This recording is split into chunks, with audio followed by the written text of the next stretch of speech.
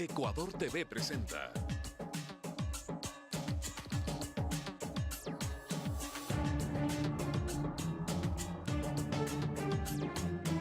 Análisis Urgente. En los últimos días, los dirigentes de Alianza País han tomado posiciones públicas y claras. Unos en favor del ala de la corriente y otros en favor del presidente Lenín Moreno, lo que ha provocado un sismo predecible. La gran incógnita se presenta en dos escenarios. ¿Alianza País está al borde del abismo en una caída donde los daños serán catastróficos? ¿El presidente de la República podrá gobernar sin un movimiento hegemónico y un bloque de asambleístas fragmentado? Y todo esto en medio de la incertidumbre de cuál será el rol de las demás fuerzas en la Asamblea. Estas serán preguntas para un análisis urgente. Esta noche nos acompañan Paulina Recalde, socióloga con especialidad en ciencias políticas, investigadora de mercados y opinión pública, gerente general de perfiles de opinión. Felipe Burbano de Lara, sociólogo y doctor en ciencia política, profesor investigador de Flaxo, experto en populismo y gobernabilidad democrática. Fernando Bustamante, doctor en sociología, ex asambleísta de Alianza País, ex ministro del Interior.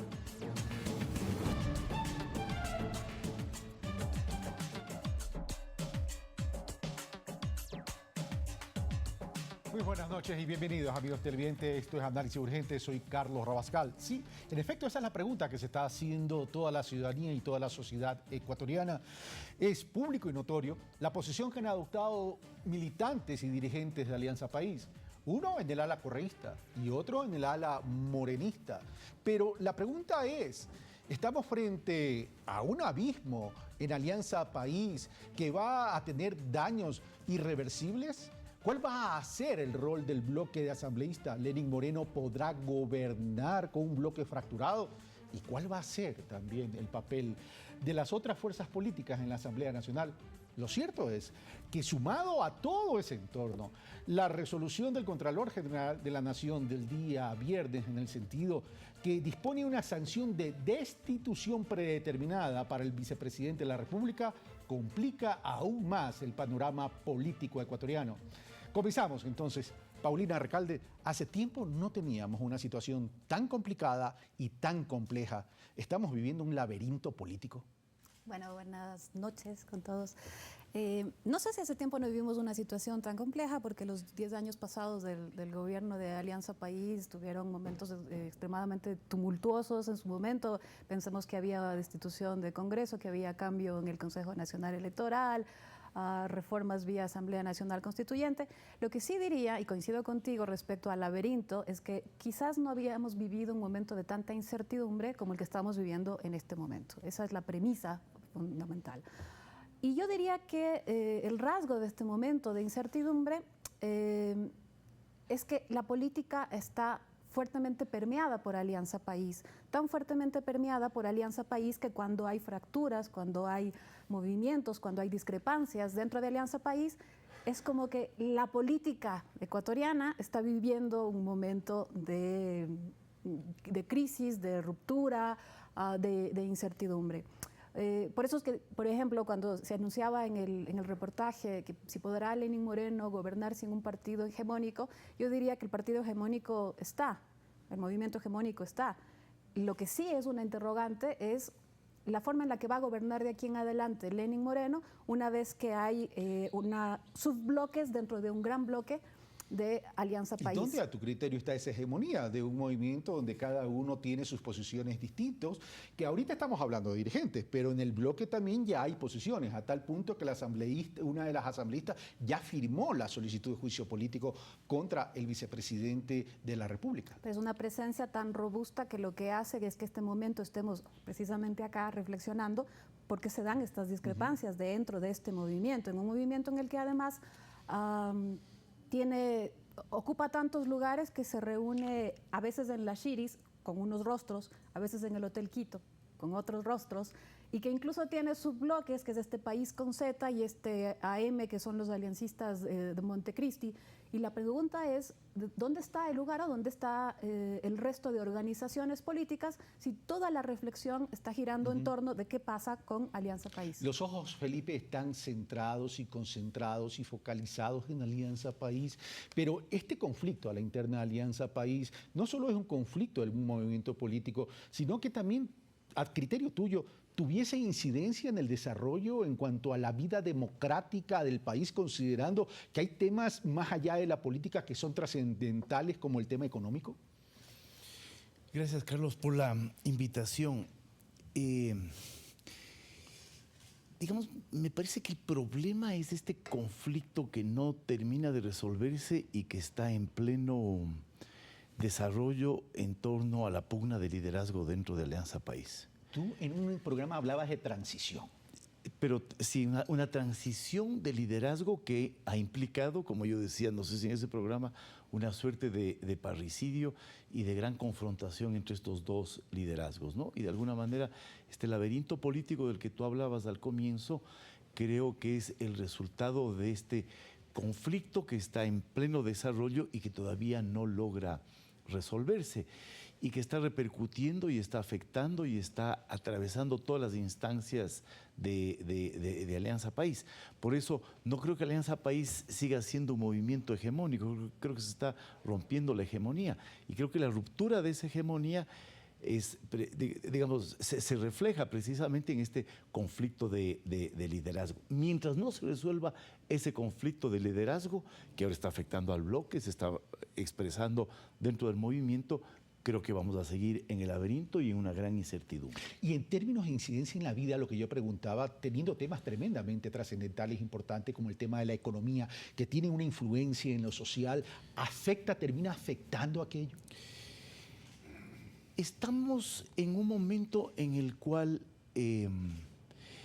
Lenín Moreno va a dejar en suspenso el arreglo de la situación económica. O sea, si Alianza País dejó en suspenso el arreglo de la crisis económica hasta esperar que llegaran las elecciones, me parece que ahora está nuevamente, es un segundo suspenso en el que estamos viviendo en torno a la crisis económica hasta que ocurra la consulta popular. No se va a mover el tablero, el escenario político en lo económico hasta que no se dé la consulta popular. La consulta popular entonces termina siendo un eje estratégico para legitimar y consolidar fuerza política propia. La consulta es el principal objetivo político, es decir, a través de la consulta se juega el principal objetivo político del gobierno de Lenín Moreno, que es sacar a Correa de la escena política, sacar a Correa del horizonte político ecuatoriano para las próximas elecciones. Ese me parece a mí 2020. Que se ha trazado como principal objetivo. Y resuelto ese tema, si es que logra resolverse a través de la consulta, entonces empezaremos a salir del laberinto. Ok, voy donde Fernando Bustamante. Sin perjuicio que Fernando puedas opinar sobre lo dicho por Paulina y Felipe, lo cierto es que hay riesgo de ingobernabilidad en términos de que con quién va a gobernar, pues, Lenín Moreno. Con un bloque dividido, con un movimiento fragmentado, sin perjuicio de lo que ha dicho Paulina, que es hegemónico, y por otro lado, el rol de las otras fuerzas políticas en la Asamblea, que luego del anuncio de las medidas económicas, las fichas del ajedrez político comenzaron a ponerse en sus posiciones reales, ya no de acuerdo a las expectativas, sino de acuerdo a los intereses. ¿Con quién va a gobernar Lenín Moreno? Bueno, buenas tardes. Un gusto estar con ustedes aquí hoy día. A ver, yo creo que riesgos de ingobernabilidad, claro que existen, ¿sí? Pero yo creo que no es que en el pasado inmediato no los había también. O sea, yo no sé qué es peor, un riesgo de ingobernabilidad o un riesgo de desgobierno. O sea, no es simplemente que se necesita una dirección política unificada, monolítica. Se necesita que esta también sea eficaz, eficiente y legítima. No, definitivamente. Ahora bien, yo creo que nos acostumbramos mal con el tema de la mayoría de 100. O sea, es el equivalente político del petróleo a 100, la mayoría de 100, exactamente. ¿no? No y sé así si es como metáfora o hipérbole, pero está bien. Sí, pero así como se puede gobernar con menos de 100, porque francamente poner como condición para la gobernabilidad que hay una aplanadora monstruosa, desproporcionada, ¿no es cierto?, de mayoría en la Asamblea, es como decir que si no siguiendo con la metáfora, que si el petróleo no está así en el país no puede vivir. Obviamente, la gobernabilidad normal en los países, en las democracias normales, pasa por las coaliciones, pasa por los acuerdos, pasa por mayorías que pueden ser de más de un partido. O sea, nos hemos acostumbrado a la idea que si no hay un solo partido hegemónico de mayoría, entonces no hay gobernabilidad. Eso es en las democracias parlamentarias, mayoritarias, bipartidistas, ¿no? Pero en una república presidencialista, pluripartidista, multipartidista, no podemos tener la expectativa de que siempre y necesariamente si no hay los 69 votos plus, si no hay los 100, ¿no es cierto?, no hay gobernabilidad. Hay que tener cuidado con ese discurso, porque puede ser un buen pretexto para afirmar, ¿no es cierto?, que si no volvemos a esa condición, a mi juicio, excepcional, históricamente excepcional, que se dio en la legislatura anterior, no tenemos gobernabilidad. Claro que hay gobernabilidad, con acuerdos, con diálogos, con mayorías que pueden ser fijas o móviles, con trabajo político, haciendo política. En eso consiste la política. La política consiste en formar mayorías a partir de minorías. Permíteme apalancar en aquella misma metáfora. Cuando el precio del petróleo baja, no es que se deja de gobernar, pero se adquiere pasivos importantes como lo que ha pasado con el Ecuador. Y hay que llegar a acuerdos para manejar esa deuda. Correcto. Y para reducir las fuentes de esa pero sangre. estos acuerdos políticos, Sí. ya sea mediante mayorías muy particulares o móviles, van también a generar pasivos políticos. Y en esa generación de pasivos políticos, el tema es, ¿a cambio de qué? ¿En qué me comprometo? ¿Qué camisa de fuerza voy a tener? ¿Y acaso tendremos que llegar al pasado para compartir el poder a cambio de posiciones e intereses de las organizaciones políticas y también sociales, que ahora juegan un rol importante? Insisto, yo creo que nosotros debemos alejarnos de una concepción monolítica del poder, de que si este no es monolítico, no es poder. Creo que necesitamos entender que sí, que los acuerdos, que los pactos, lo importante es que acuerdos, pactos y coaliciones sean sobre la base, ojalá aquí yo voy a entrar en un terreno normativo, sobre la base de unas, digamos, condiciones que sean públicamente presentables, sobre la base de acuerdos que no sean vergonzantes o vergonzosos, ¿no es cierto? Y se puede hacer eso también. Este país fue gobernado así por muchos años, mediante los acuerdos vergonzosos, ¿no? Pero eficaces, permitían sobrevivir. Al menos por un tiempo, los últimos 10 años antes del gobierno de Rafael Correa, las cosas se degradaron y ya no se pudo sostener. Pero esa era la forma de gobernar, ¿no? No era la mejor, pero estaba ahí, ¿no? Por eso tal vez el desafío que hay que enfrentar ahora es la idea que no va a haber una fuerza hegemónica. Estoy de acuerdo con lo que dice Felipe, sí, que la fuerza hegemónica se está autodestruyendo, está implosionando, porque la oposición, que a estas alturas no sé quién es oposición, la supuesta oposición, ¿no es cierto?, lo que hace es mirar el espectáculo y esperar a ver cómo caen las fichas. Pero en medio de ese espectáculo, y voy donde Felipe cambio el orden, Felipe, hay unas medidas económicas anunciadas por el presidente de la República y él plantea una reforma tributaria para que ellos se requieren votos. Y ahí va a estar la primera prueba de fuego del presidente y de su gobierno, Felipe.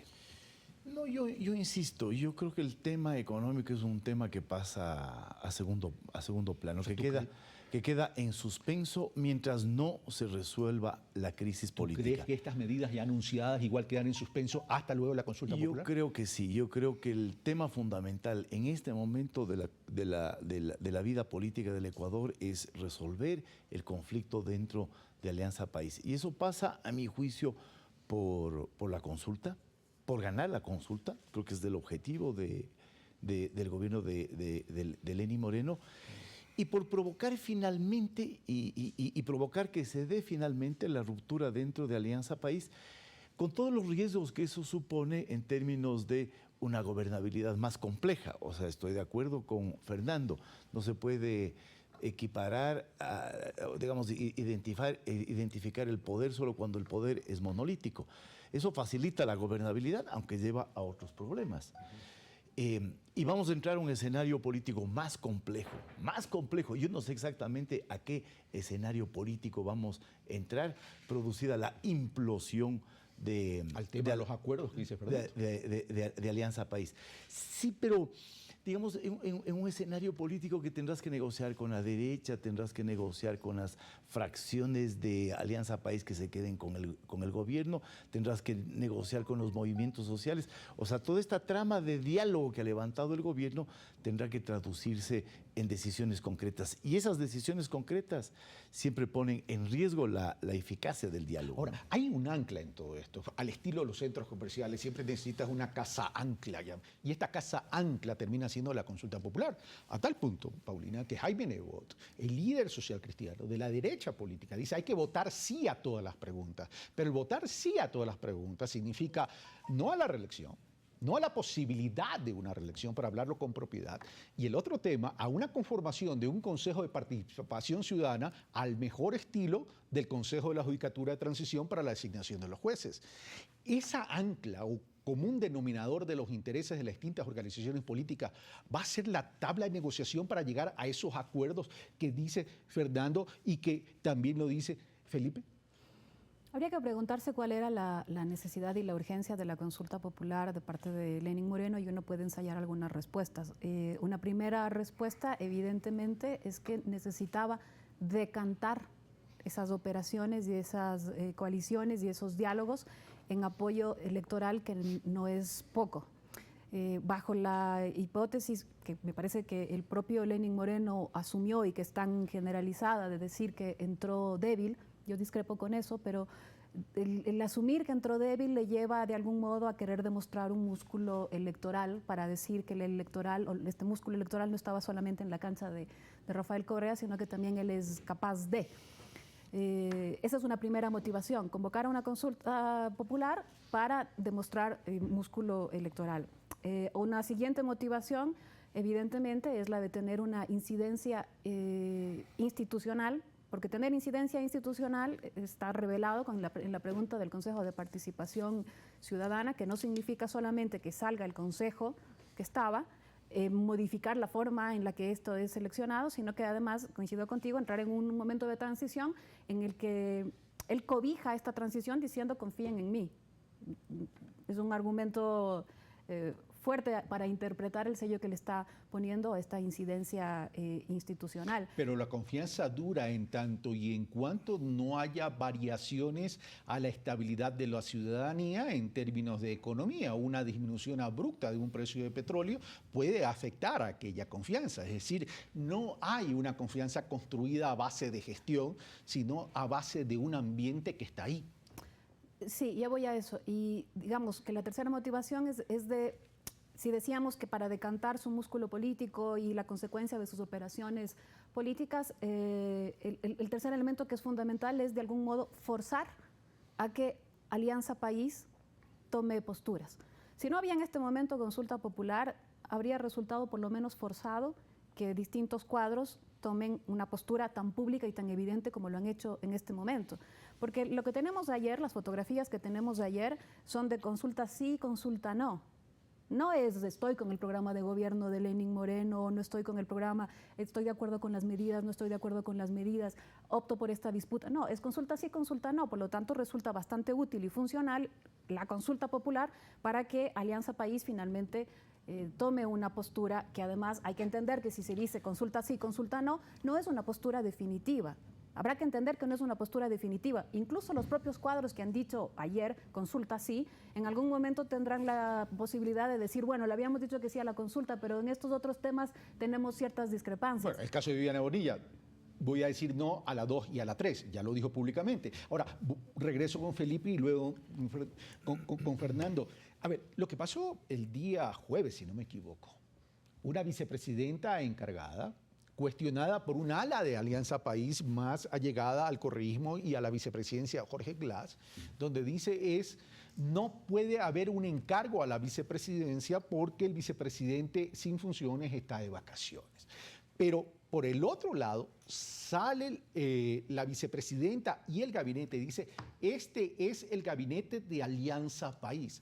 Hay un mensaje ahí que evidencia una fractura o por lo menos una discrepancia. El tema es, hay una pelea para quedarse con el partido considerando que Lenín Moreno es el presidente del movimiento Alianza País. Yo creo que el movimiento está roto. Sí. Está fracturado. Y no se lo puede volver a coser. No es que haya una pelea. Hay una fractura, hay una ruptura. Y lo que nos muestra es que no había movimiento. Lo que había era una organización política que funcionaba, que mantenía cierta coherencia, que mantenía cierta unidad detrás de un liderazgo. Salido ese liderazgo, esta es la lectura que yo hago, se produce este difícil relevo de liderazgo político dentro de Alianza País, con los giros que plantea Lenín Moreno en la conducción política, en el estilo político, en el programa económico, con todo el desmonte que hace Lenín Moreno del mito de la década ganada. ¿Sí? Y ahí hay una confrontación profunda. O sea, a mí me parece que lo que ha hecho en estos meses Moreno es desmontar el mito de la Revolución Ciudadana. ¿Sí? Ha hecho pedazos de la Revolución Ciudadana. Sí, la ha criticado, la ha desbaratado. Entonces me parece que eso lo que revela es que no había movimiento, que no había instancias organizativas donde procesar esos desacuerdos. Probablemente Fernando conoce mucho más de cerca ese tema que todos nosotros. Y salido ese liderazgo y producida la necesidad de ese relevo, lo que estamos viviendo es la fractura, ¿no? Un poco este personalismo que caracteriza a las organizaciones políticas. ¿Tendencia al debilitamiento de este movimiento o tendencia a la desaparición del movimiento? Yo creo que van a salir muchas organizaciones, muchas pequeñas organizaciones de Alianza País. Esa es la impresión que a mí me da. Con grupos muy reducidos. Y me parece que el grupo más golpeado, esa es mi percepción ahora, puede ser que me equivoque, es el correísmo. O sea, detrás de Correa y de este pequeño grupo de asambleístas que están defendiendo a capa y espada el legado del correísmo, no veo que haya nada. No veo que haya nada. Entonces me parece que el movimiento está muy dividido, está fracturado. Y lo que vamos a tener que, digamos, el escenario al que nos vamos a enfrentar es un escenario de gobernabilidad sin organizaciones políticas fuertes. Entonces yo creo que Alianza País ya no va a ser el gran movimiento que organice la vida política. Y los otros partidos, los otros movimientos de la oposición, yo veo que son tan débiles como lo eran antes. Entonces, Entonces, un escenario en donde las fuerzas políticas están muy dispersas, en donde va a haber grupúsculos pequeños negociando acuerdos, negociando pactos. Y ahí, en ese contexto, la negociación de acuerdos va a ser muy compleja, muy compleja. Y vamos a quien estuvo muy de cerca de Alianza País. Tú viviste en carne propia todo este tema de la falta de procesamiento de la discrepancia y diferencia, la falta de pedagogía. De alguna vez lo hablamos tú y yo, Fernando, en el programa de la mañana. Pero Alianza País, como dice Felipe, no era un movimiento. Entonces, ¿qué era? ¿O era al mejor estilo de peronismo, temas de todos, temas de nadie, no hay ideología, aquí es simplemente posiciones y pensamientos distintos y termina siendo empresa electoral? A ver, yo podría hablar largamente sobre el tema. Y yo te agradezco ex post que cuando estaba álgida la situación mía en país, me invitaste a esta misma emisora a expresar mis puntos de vista con cierto riesgo. Fue un acto valiente y te lo agradezco. Sí, pero quisiera decir lo siguiente. A ver, tal vez la mejor forma de describirlo es de manera experiencial. Yo formé parte de instancias directivas de país durante años, de la Dirección Provincial de Pichincha, por ejemplo, del Buró antes. Y creo que hay un quiebre en algún momento. El Buró dejó de ser un lugar de discusión político-ideológica. Eso, de lo que yo entendía, de lo que me contaban los que iban, En la primera época en que yo estuve sí había eso, cuando estaban Alberto Acosta, Gustavo Larrea, Ricardo Patiño, puedes imaginarte, ¿no? Ahí había debate, ¿no? Pero la experiencia que yo tenía es que las reuniones de la dirección provincial eran exclusivamente para dos propósitos. Organizar movilizaciones, o sea, eran reuniones logísticas. ¿Quién pone los carteles? ¿Quién pone los buses? ¿De dónde vienen los buses? ¿Quién trae la gente? Todo eso. Y electoral, o sea, organizar campañas. En eso era muy eficaz, tremendamente eficaz. Pero la vida partidista, como yo la entendía, tal vez de manera anticuada, correspondiente tal vez a un modelo del siglo XX, no del siglo XXI, ciertamente con debate político, con tesis, con formación política, eso no existía. Es decir, ¿el pensamiento político era exclusive de la élite del movimiento? ¿O la élite del poder del movimiento? Seamos más claros, de Rafael Correa. O sea, muy puntual. Sí. No, ahí solo había, ¿no? Entonces, claro, era para eso, ¿no? Y obviamente la operación del día a día, ¿no? De traer, mantener funcionando los caudillismos locales, las dirigencias, que era la gente que iba a traer la gente a las marchas y la gente a los votos. Eso era todo, ¿no? Y eso es, creo que fruto, yo creo que eso desgraciadamente es fruto de una mentalidad política que está muy arraigada en nuestro país. Y no es un problema solo de país, creo que es un problema... País. Sí, no es solamente de país, es un problema de los partidos políticos o de la institucionalidad político-partidista. La tragedia tal vez no es que esto haya ocurrido en el país, sino que el país habiéndonos prometido nosotros mismos que íbamos a hacer algo diferente, que ahora sí íbamos a tener partidos políticos organizados, ideológicos, verdaderamente escuelas de civismo y todo eso, terminamos en lo mismo. Simplemente otra empresa personalista para sostener la carrera política de personas específicas, concretas, ¿no? Eso por un lado. Y por otro lado, la verdad es que yo no estoy muy seguro que Rafael Correa haya tenido mucho interés en el desarrollo del país como movimiento político. Yo creo que Correa tenía una concepción, creía que los partidos políticos eran algo anticuado, que ya no correspondían a la realidad del mundo actual. O camisa de fuerza. También, o un estorbo. Pero justamente por eso, los líderes antiguos pensaban que el partido político era una plataforma y era un sostén. En los debates que hubo antes de que el país se institucionalizara, salía mucho esta idea que venía de Carondelet: ¿para qué queremos un partido? A ver, explíquenme para qué queremos un partido político. Tenemos un aparato de comunicación de masas, tenemos un líder. ¿Qué más necesitamos? ¿Cómo necesita comunicarse el presidente con la gente? Directamente a través de los medios, o a través de las computadoras, a través del internet, a través del tweet. ¿Qué es esto de los partidos políticos? Que son una máquina pesada que genera liderazgos autónomos, estorban, demora las decisiones. Había esta obsesión de las decisiones rápidas. ¿Tú crees que se construyó sujetos políticos en el país? En estos últimos 10 años, que Alianza País pudo construir sujetos políticos realmente, no. Pero en la dimensión real de lo que es un sujeto político. Mira, yo creo que a Rafael Correa le dio el síndrome de Cronos. Ustedes saben la historia de Cronos. Cuéntanos. Es el padre de los dioses del Olimpo. Es un titán que era el dios del universo, Cronos, el dios tiempo. Es una metáfora muy linda, ¿no? Que cada vez que tenía hijos los devoraba, porque alguien le había dicho que uno de ellos lo iba a destronar. Eventualmente uno de ellos fue Zeus, que logró escapar al destino de sus hermanos y finalmente hizo efectivamente lo que la profecía cumplía. O sea, lo destronó. Tú estás hablando que Lenín Moreno es el Zeus. Podría estar jugando ese papel. Pero Correa nunca pudo tolerar ni permitir el desarrollo autónomo o independiente de un liderazgo político, incluso que le fuera leal, no importa. El problema es que, ¿no? Y eso es algo que también es muy propio de la política ecuatoriana, el síndrome de Cronos. Okay. Vamos donde Paulina. Paulina, ¿se archivan las ideologías?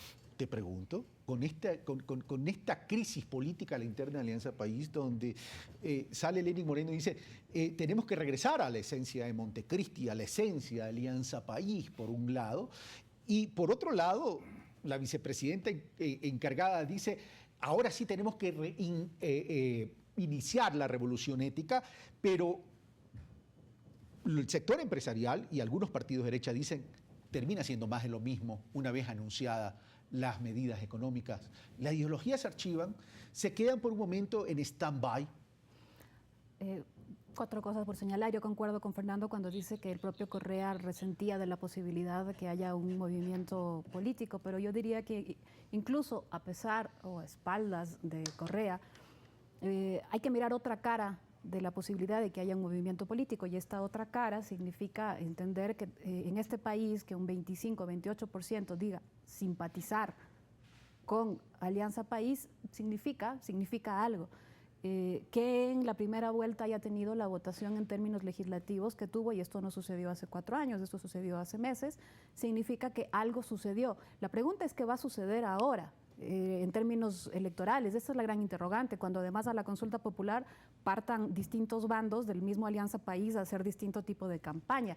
Pero tanto entiende esto el propio Moreno, tanto entiende que Alianza País no es tan frágil, no es tan cualquier cosa, que estos últimos anuncios, los que hemos vivido de este bloque de legisladores, de este bloque de líderes políticos reunidos en el Hotel Quito, en Carondelet, ha tenido el enorme membrete de Alianza País atrás. Han tenido banderas, han tenido camisetas, han tenido distintivos. Es decir, que no es como varios analistas o incluso opositores al oficialismo ensayaban en algún momento de decir que Moreno lo puede hacer sin país, sin ningún problema. Moreno ha entendido que tiene que volver, por lo menos por ahora, a Alianza País. Ahora, ¿qué significa para él volver a Alianza País? A mí me parece que es una identidad en construcción, porque Felipe señalaba bien hace un momento que ha hecho pedazos Moreno al legado de la Revolución Ciudadana, pero no todos los actores que en este momento lo están acompañando en una foto, en otra foto, coinciden con este relato.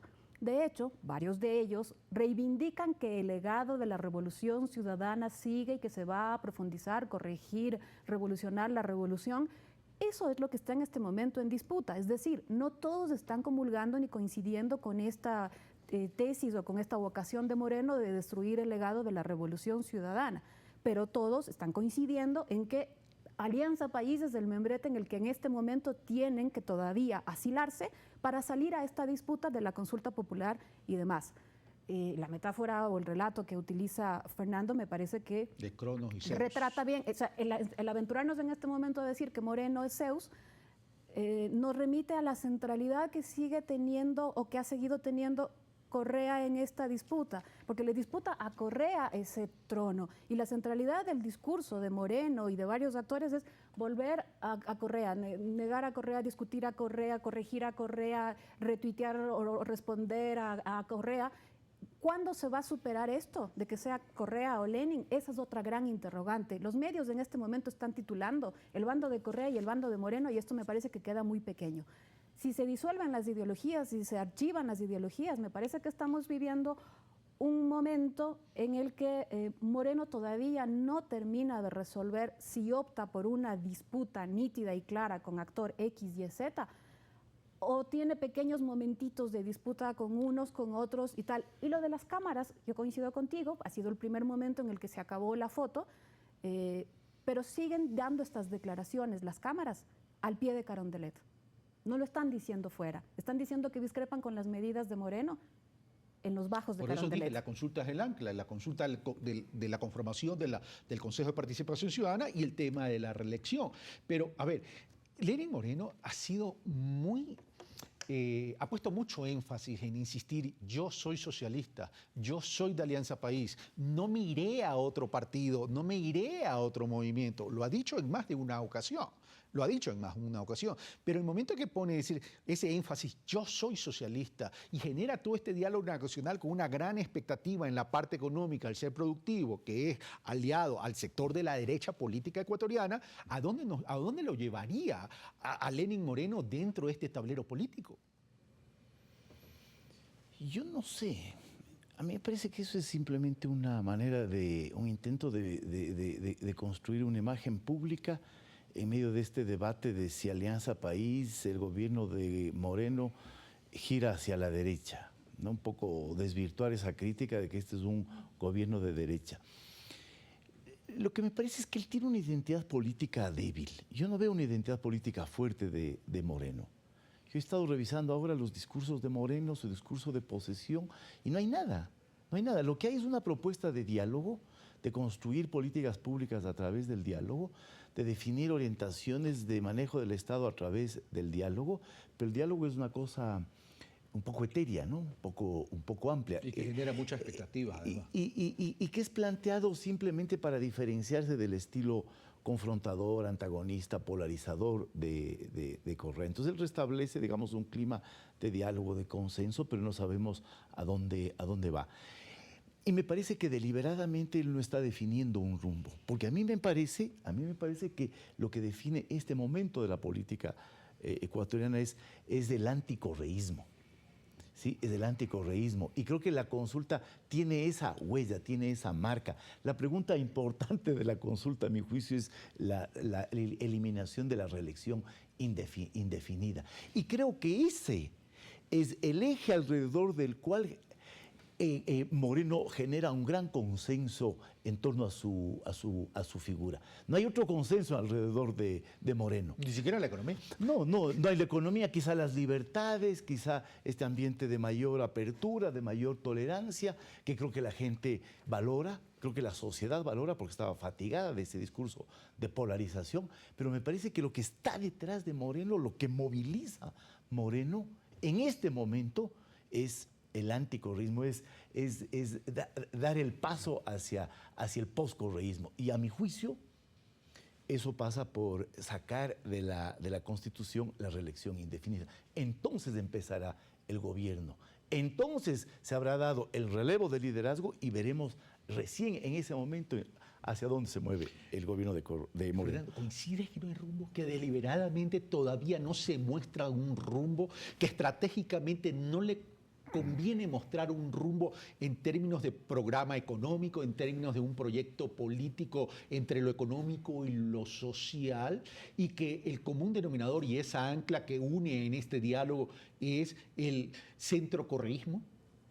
A ver, yo diría que me parece claro que la estrategia política del Ejecutivo en este momento es tratar de postergar lo más posible las decisiones difíciles en el campo económico, que aparentemente todo indica van a ser muy difíciles. O sea, el tema de la situación económica es grave. O sea, creo que hay una situación delicada, compleja, que va a requerir un manejo extraordinariamente inteligente y presionado por los compromisos que el propio presidente adquirió en su campaña, ¿no? Que no eran precisamente de tipo paquetazo, ni mucho menos, ni de programas de ajuste estructural estilo Fondo Monetario, todo lo contrario. Pero yo sí quiero discrepar con Felipe en una cosa. Yo no creo que Lenín Moreno está destruyendo el correísmo, ni la Revolución Ciudadana. Yo creo que eso es, perdón, con todo respeto, es confundir la noticia con el mensajero. Yo creo que quienes destruyen y destruyeron a la Revolución Ciudadana fueron los que robaron, fueron los que manejaron los sectores estratégicos, fueron los que manejaron los medios públicos con ineptitud y tal vez con corrupción, fueron los que llevaron a la política a un nivel de sectarismo, de dogmatismo y de autoritarismo tremendo. Habiendo prometido una revolución, se convirtió en una corriente autoritaria, ¿no? Todo eso, te digo con todo respeto. Sí, yo creo que no puedes decirle que el tipo que destapa la olla, el tipo que cuenta la verdad, el tipo que muestra lo que estaba pasando, es el que destruye. El que destruye es el que hizo las trafacías, ¿no? El que incumplió sus promesas, el que prometió institucionalizar el país y lo único que hizo fue reeditar el caudillismo ancestral que en nuestro país ha sido la norma. La pregunta sería si es que ya lo conocía de antes o llega, lo descubre y dice, destapo. A ver, pero escúchame una cosa, digamos, yo en esto quisiera defender al presidente de la República. Supongamos que lo hubiera sabido de antes, yo ignoro si lo sabía. Creo que todos... No estoy afirmando, estoy planteando... Todos sospechábamos mucho, sospechábamos muchísimo, algo olía muy mal, pero no había pruebas. ¿Cuál era el problema? Se nos prohibía buscar las pruebas. ¿Se nos prohibía? Sí, terminantemente. ¿Lo hablas por tu experiencia como asambleísta? Sí. ¿Se te prohibió directamente? Directamente. Es decir, verbalizado. Sí, en las reuniones de la bancada con el presidente era muy claro. Todos son inventos de la prensa corrupta. Por tanto, ¿no investiguen? Por lo tanto, no hay nada que investigar. Yo pongo mis manos al fuego por todo el mundo. O sea, eso era, ¿no? Entonces, te voy a decir una cosa. Suponiendo que el presidente Moreno hubiera sabido qué era lo que tenía que hacer, desde el punto de vista de la ética política, autoincinerarse y decir, salir con denuncias que le iban a decir que no tenía pruebas y no le iban a permitir conseguirlas, lo mismo que nos pasaba a todos y a muchos que ahora están en el gobierno del presidente Moreno, ¿no? Sí, yo no soy el único disidente, yo salí a la calle, pero otros estaban en la misma postura, ¿no? Entonces, ¿qué? O era más inteligente, más políticamente inteligente, decir, creemos las condiciones para que una vez que yo tenga las riendas, poder destapar la cosa. Y dentro de ese escenario, porque es un escenario Sí, el que estás planteando, ¿por qué acepta la candidatura de Jorge Glass entonces? No le quedó más. Fue una imposición de Correa. Estuvo a horas de renunciar a la candidatura al presidente Moreno por la imposición de Glass. Le resultaba profundamente repugnante a él y a quienes lo apoyaban y a quienes comandaban su campaña. Felipe Urbán, fuiste nombrado por Fernando, así que Aludido. aludido. Yo creo que estoy de acuerdo. O sea, estoy de acuerdo. Uno lo que descubre en las denuncias es que la revolución era un fiasco. ¿Sí? Si es que da toda credibilidad a lo que se está denunciando. Pero lo que me parece a mí es que hay un manejo político de los problemas de la revolución, de las deficiencias de la revolución, de las falencias de la revolución, que muestra una intención. O sea, yo creo que esta misma transición, los mismos problemas se podían haber manejado de una manera diferente, si es que habría prevalecido un cierto sentido, no sé, del proyecto, de la continuidad, del movimiento, pero yo lo que veo es que hay una intención deliberada de destruir este mito, ¿no es cierto? Ahora, ¿por qué se produce? No sé exactamente por qué se produce. Cuando uno vuelve a leer el discurso de Moreno, el discurso de posesión de Moreno, del 24 de mayo, Moreno contribuye al mito.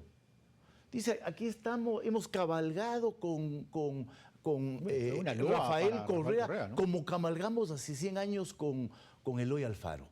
Hemos tenido la suerte. Construye el mito, ¿sí? Pero luego lo desmitifica. Y después lo despedaza. Y eso es lo que yo siento. O sea, pudo haberse manejado de una manera distinta esta misma transición y estos mismos problemas, pero hay una intención deliberada de golpear, de diferenciarse, de mostrar. Pero era previsible, Felipe.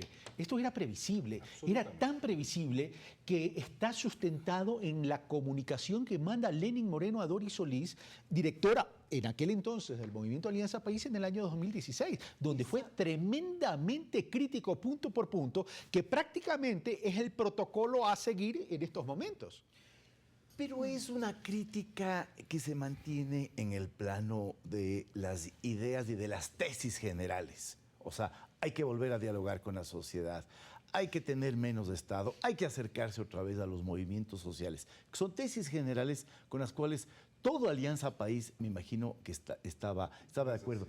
A mí me parece que el problema viene por un conflicto de liderazgo, ¿no es cierto? Y la dificultad de relevar al liderazgo de Correa. Y Correa no permite eso.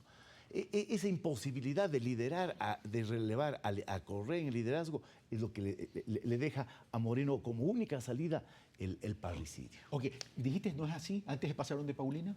O sea, lo que yo te digo es que esa carta de Moreno cayó como una bomba. O sea, pongámonos en el contexto, Felipe. En ese momento, la más mínima, trivial discrepancia era blasfemia, era inaceptable. Lo que dijo Moreno ese día, ¿no?, que nos interpretó a muchos. En esa carta. En esa carta. Era en ese contexto una verdadera reforma protestante, una revolución dentro del movimiento. Y la reacción que tuvo la dirección del movimiento fue virulenta, ¿no? Virulenta, precisamente porque no podía permitirse una cosa así. Y yo creo que Moreno se entendió perfectamente bien que el momento no había llegado, que tenía él que jugar el juego necesario para alcanzar la presidencia de la República, para poder desde el poder y desde tener las riendas, poder efectivamente hacer realidad y plasmar sus puntos de vista y sus críticas. Paulina, era previsible. Esa carta marcó ya una percepción de previsibilidad de lo que iba a pasar. Yo diría que no la carta, yo diría que la propia gestión de Lenín Moreno como vicepresidente de Correa permanentemente nos dio gestos de que no se comprendía la política del mismo modo. Y eso es lo que ahora se está decantando, pero eso es como una cara de la gestión y de la conducción del país, esa previsible. Lo segundo es que, claro, es complejo y me parece que en términos de construcción de su liderazgo, algo con lo que va a tener que lidiar Lenín Moreno es con ese antes y ese después y ese durante. Porque Fernando dice en este momento que Lenín Moreno estaba asqueado de que Jorge Glass sea su candidato a la vicepresidencia. Sin embargo, cuando uno mira el discurso de Lenín Moreno en el estadio de Laucas y dice, mi sobrino nieto me preguntó quién va a ser tu vicepresidente y dijo Jorge Glass. ¿Cuál Jorge Glass? Jorge Glass, el de las refinerías, Jorge Glass, el de la reconstrucción, Jorge Glass, el primero en llegar a Manabí para... Es decir, es un discurso suficientemente emotivo que da cuenta de que ya al menos asqueado, pero promovía a su candidato a la vicepresidencia. Pero en la línea que dice, no me acuerdo si decía Felipe o Fernando, había que ganar para luego corregir. O sea, claro, pero por eso digo... Como esa no cabe otro discurso. Pues no iba a decir, a mi pesar se da mi binomio, no podía decir eso. No, pero lo que pasa, a eso digo, poniéndome lo más pragmática en términos políticos, digo que una de las dificultades que va a tener Moreno en la construcción de ese liderazgo es este momento del antes y del después.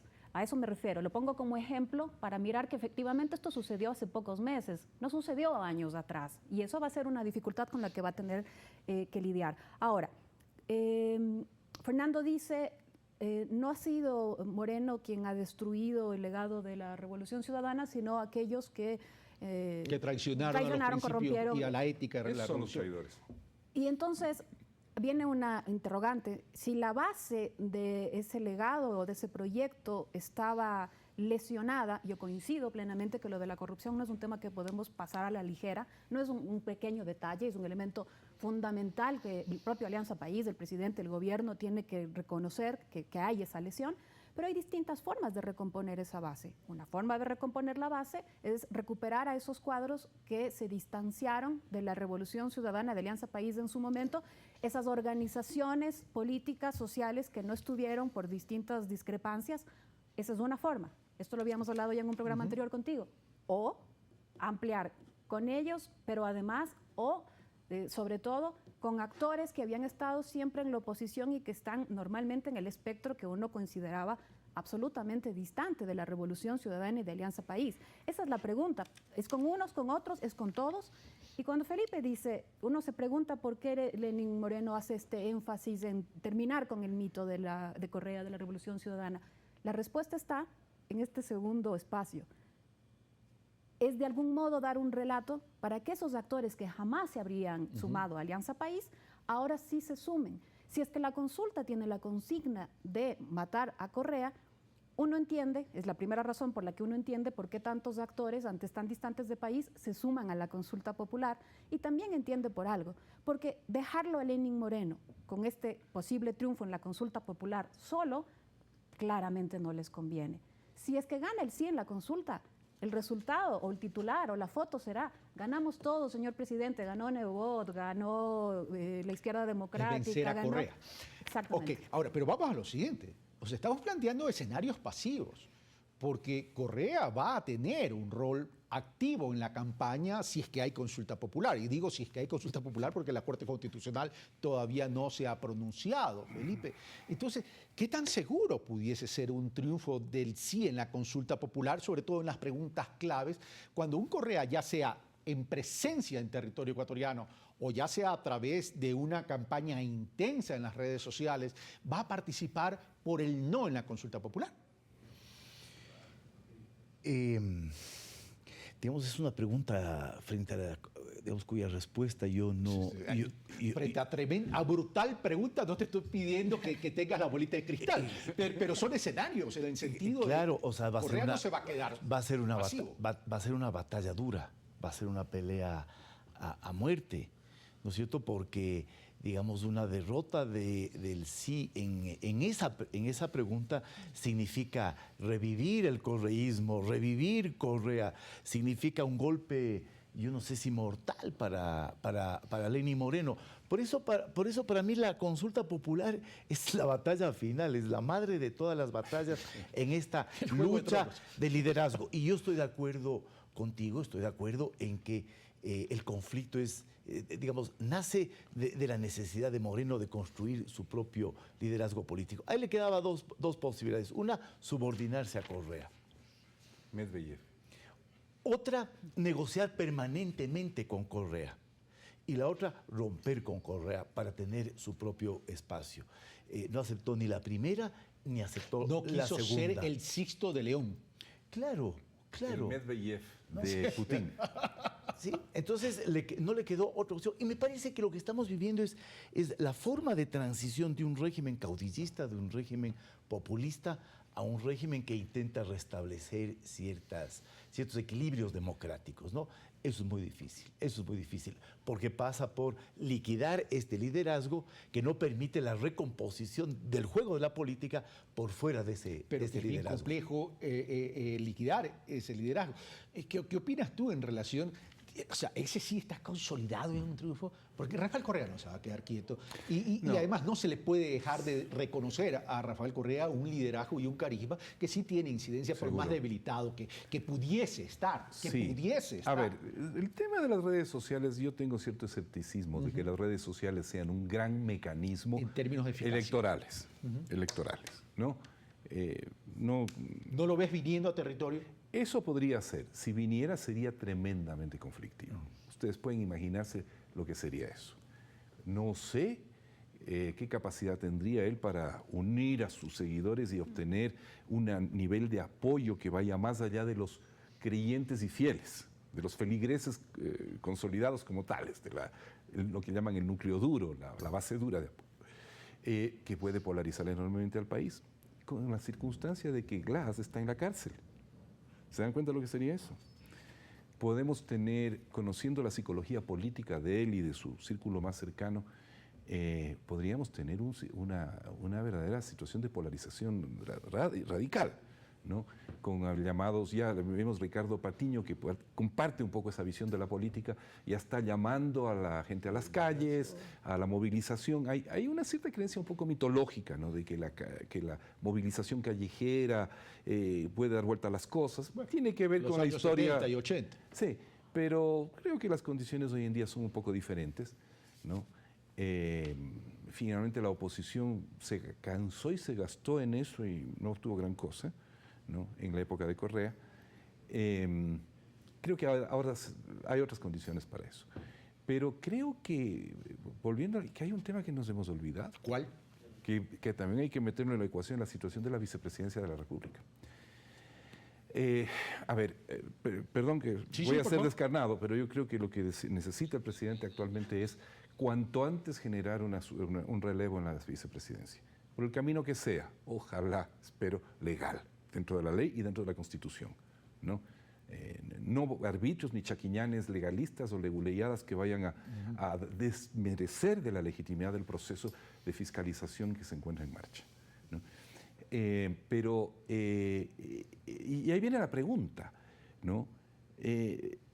¿Qué plan B o C existe para los distintos desenlaces? Creo, espero no equivocarme y no estoy tratando de ser profeta en esto, estoy totalmente de acuerdo que las bolas de cristal es algo que debemos dejar afuera, ¿no? Pero yo creo que Jorge Glass no puede seguir siendo vicepresidente de la República por razones políticas, legales, morales, legitimatorias, y es necesario pensar en esa sucesión, porque es un vicepresidente el que va a ser reelecto, que va a tener un gran peso y una gran posibilidad de ser el sucesor del presidente Moreno, ¿no? Si el presidente Moreno, por X razones personales, no puede seguir más allá del 2021, o sucede cualquier cosa, siempre recordemos, un vicepresidente, como decían en Estados Unidos, está siempre a un latido de la presidencia. Ahora, ¿no? pero estos movimientos políticos que están sucediendo parecerían que fuera un reloj suizo, y digo por la exactitud en la sincronización de la hora, los minutos y los segundos.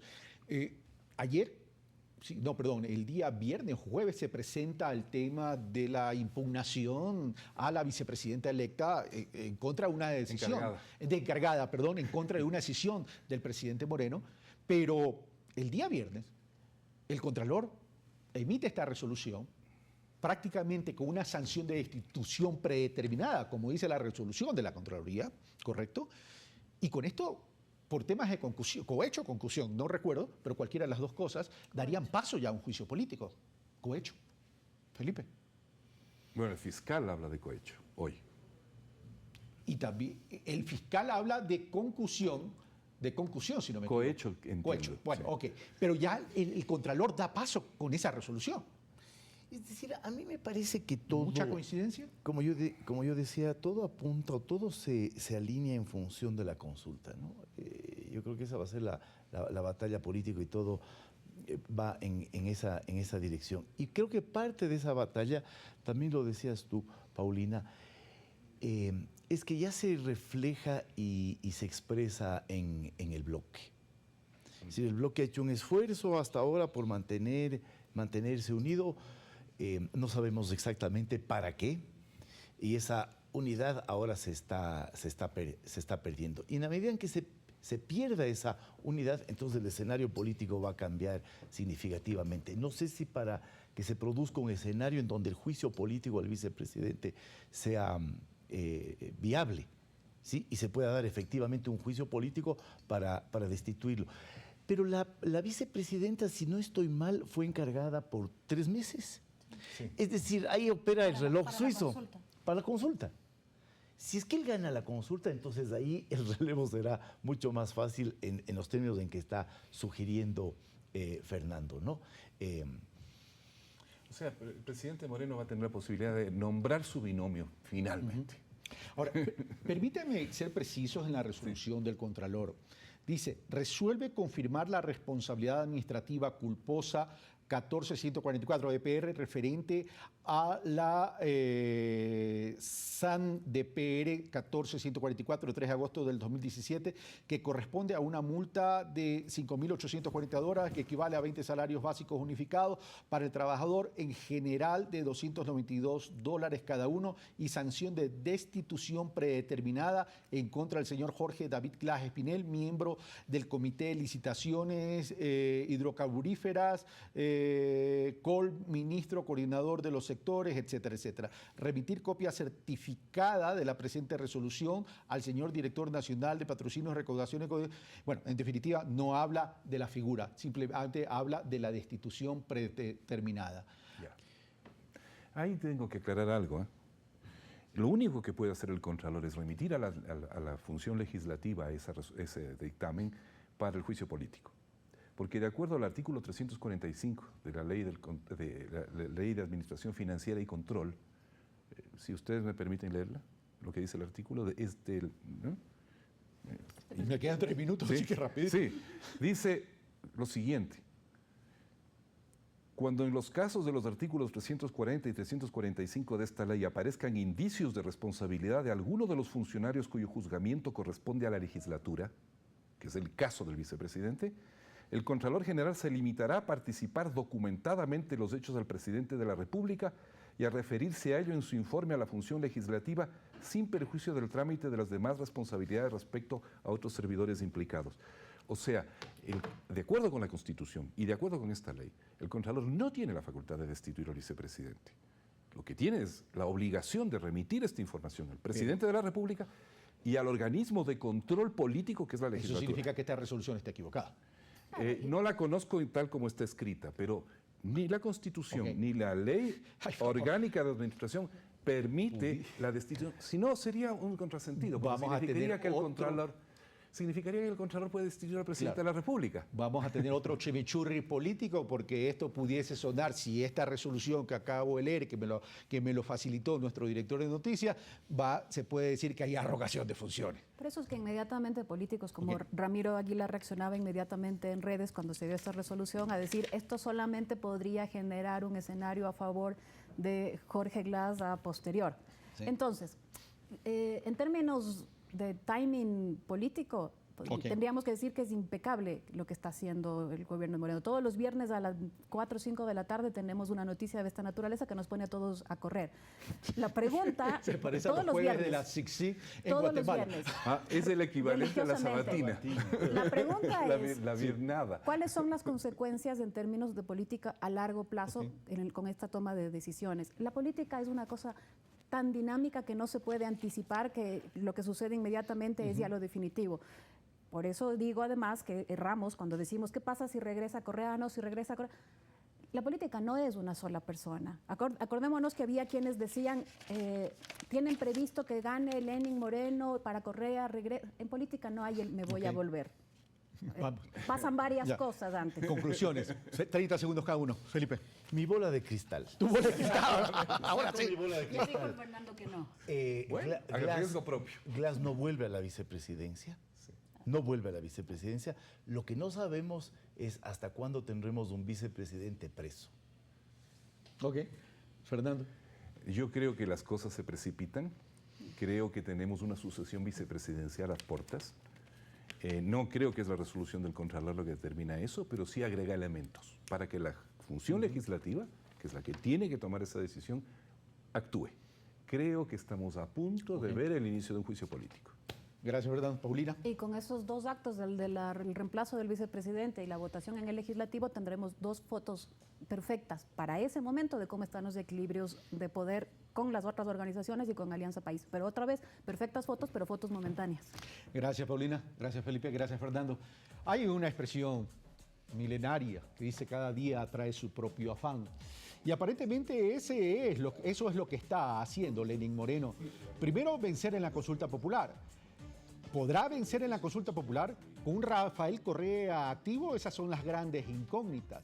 Luego, ¿defenderá un proyecto político? Recordemos que durante los 10 años pasados, las elecciones seccionales eran tremendamente importantes. Las elecciones del 2019 son importantes para Lenín Moreno. Y un tercer elemento, el 2021. ¿Cuál será entonces el rol que van a jugar un Jaime Nebot, Guillermo Lasso, el propio Rafael Correa, José Serrano y un gran operador político, porque no deja de ser un buen y gran operador político, coincidiendo o no coincidiendo con sus costumbres y su metodología, Gustavo Larrea? Esa es nuestra política, un gran guiso para ser consumido, degustado, y simplemente lo que habría que ver es si necesitamos una sal de Andrews a la mano. Un fuerte abrazo. Esto fue Análisis Urgente. Soy Carlos Rabascal y yo los espero el día lunes a las 7 de la mañana. Gracias, señores. Ecuador TV presentó